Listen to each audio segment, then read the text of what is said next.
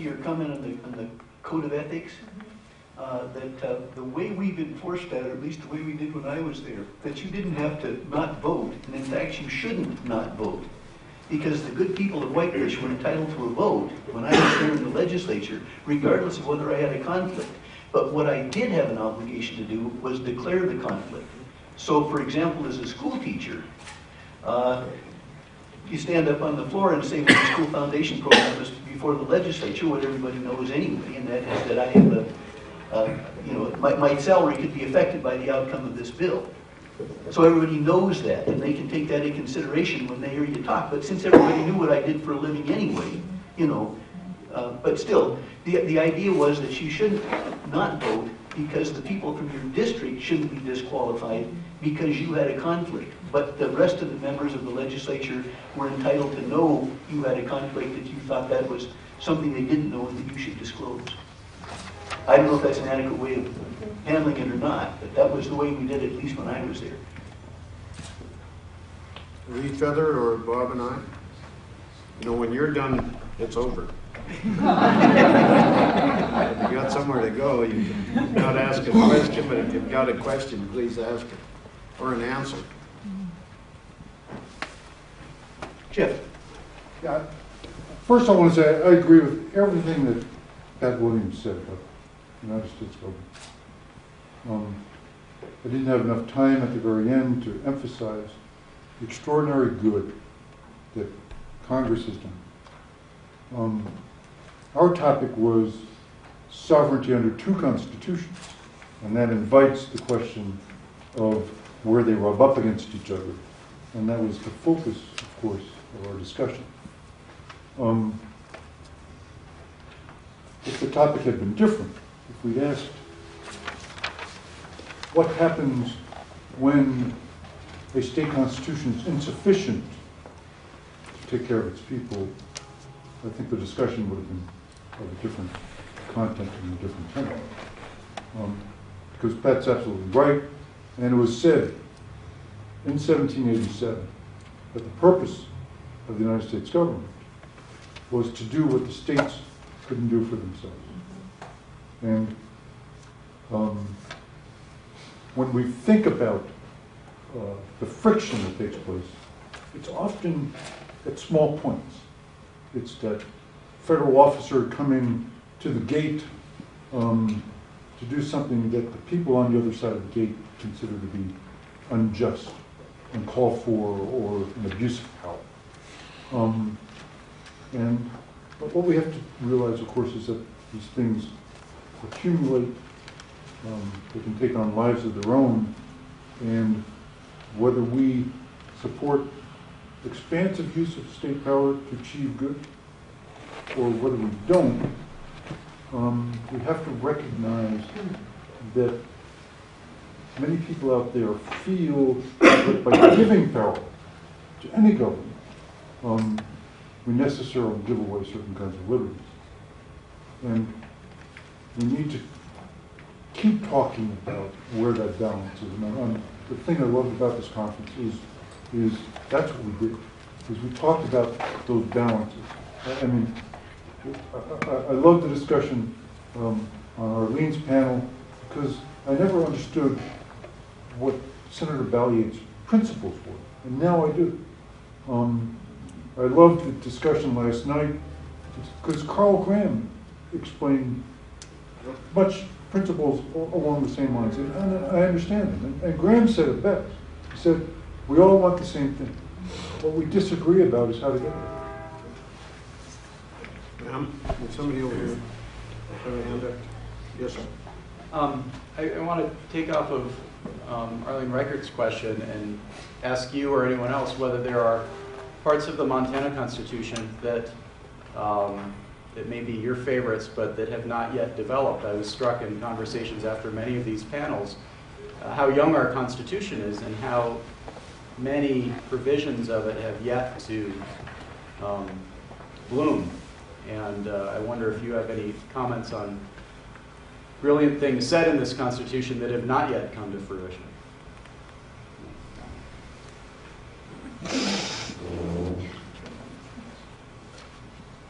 Did you have a response to that? Sort of, Go ahead. and it sort of goes to what Jeff was saying. One of the provisions that we didn't talk about was Section 30, which is in, I think it's Article 2, I'm not sure. Yeah, Article 2, it's the treason provision. And I've been thinking, as people have been talking about the two constitutions in federal and state government, about, you know, the problem of how things come together in ways that seem irreconcilable. I think this is a great provision. I should tell you as a background, when I was in graduate school, I wrote my favorite paper I ever wrote on treason in Tudor England. Now that was something. And just before I read this provision here, I want to tell you what it was. Sir Nicholas Throckmorton was accused of treason by Queen Mary because she felt like he had conspired against her. He was locked up in the Tower of London, not represented. There was no, you know, attorney to represent. He wasn't even told officially what the charges were. All it took when he went to court to convict him would be the testimony of one person and the hearsay testimony of another. Like I could say, I heard him say, and Arlene could say, I heard her say that he, and that was all it took. So he didn't even know, theoretically, what the charges were. Okay, but as somebody said at the time, there was a little bird that flew through the windows of the Tower of London, and so he was well informed, apparently, what went on. He walked into the court, and there was the jury, and he looked at them and said, will this foul packing never cease? That is to say, it was a packed jury. He was extremely articulate. He argued his case for himself. He prevailed. Queen Mary was so angry, she locked the jury up for 6 months. Okay. Now, I want to read this and then cite an instance of something that happened in the state of Washington and think, how would the state provision and this federal action come together in terms of who could do what, if anything? Okay, the treason and dissent of the states. Treason against the state shall consist only in levying war against it or in adhering to its enemies, giving them aid and comfort.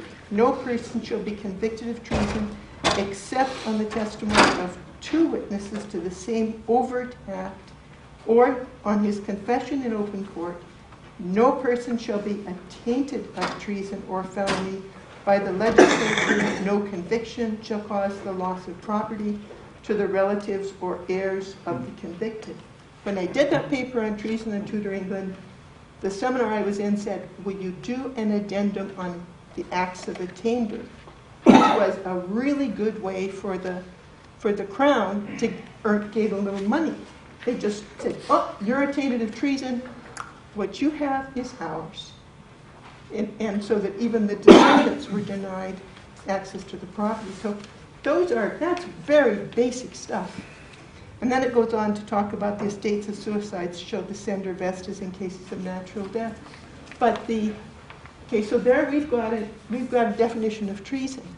We have the Immigration and Customs Enforcement Agency, ICE.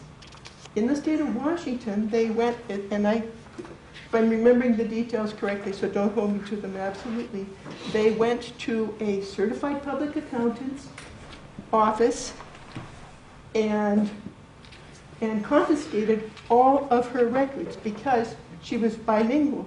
And so she prepared income taxes for Spanish-speaking people.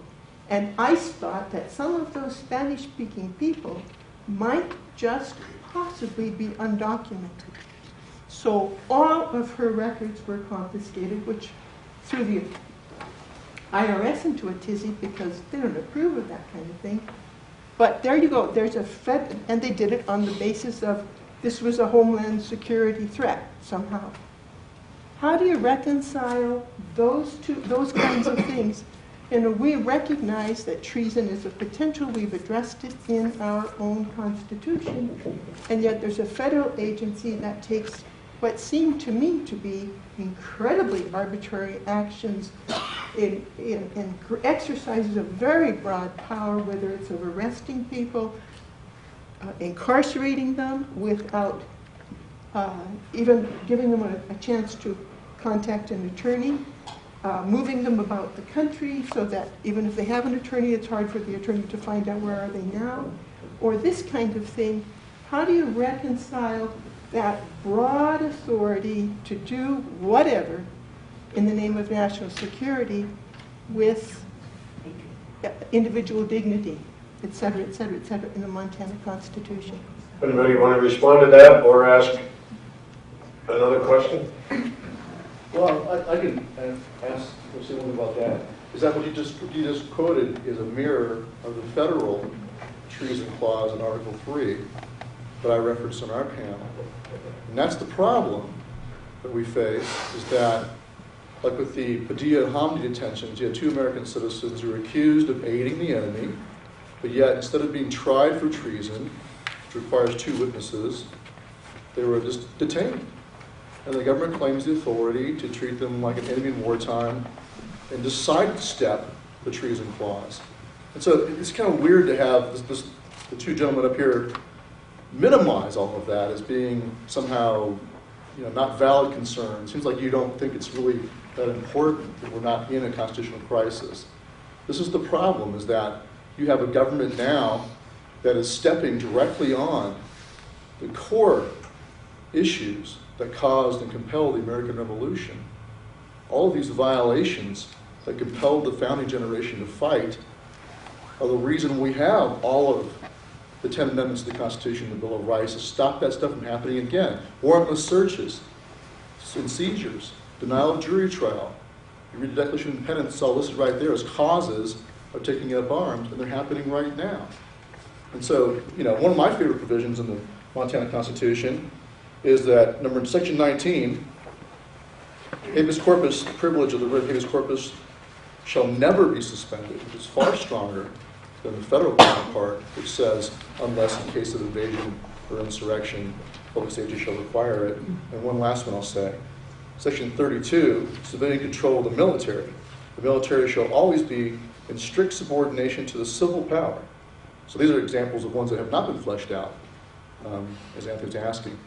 And yet we have the behavior of the military now, which does infringe on these restrictions.